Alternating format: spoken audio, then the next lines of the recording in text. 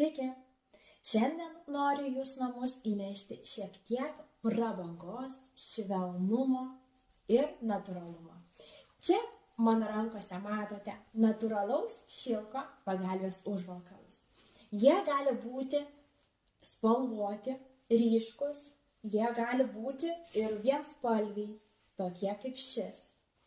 Pilkas audinukas, štai čia parodysiu, ar mato tą tokį žvilgesį, tą tokį švelnumą, minkštumą. Pasižiūrėkit, koks yra audinys nuostabus, malonus veidui, nuostabus prisilietimams.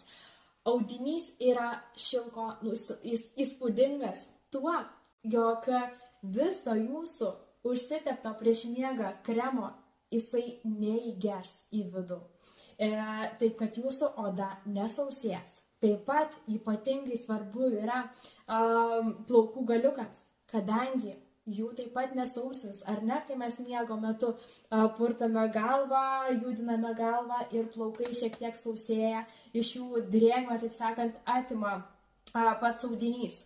Štai šilkas turi tokią savybę, kad viso to nepasiema į save.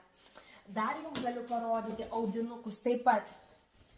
Štai toks yra rausvos daugiau spalvos, su ornamentais, su gėlėmis. Taip pat audinys yra štai toksai kreminės spalvos, kremo audinukas. Pažiūrėkit, kaip žvilga audinys. Aš labai tikiuosi, kad man pavyksta perduoti. Žiūrėkit tą tokį švelnumą, tokį blizgės, tokį malonų irgi pojūtį. Dar vienas dizainas, tai būtų tamsiai pilka, štai tokia spalva. Taip pat labai populiari yra tokia ash green, tokia žaliai pilka spalva, žali šviesi. Taigi audinukai štai tokie, pasižiūrėkit, kokie nuostabūs raštai ir vienspalviai, ir raštuoti audiniai.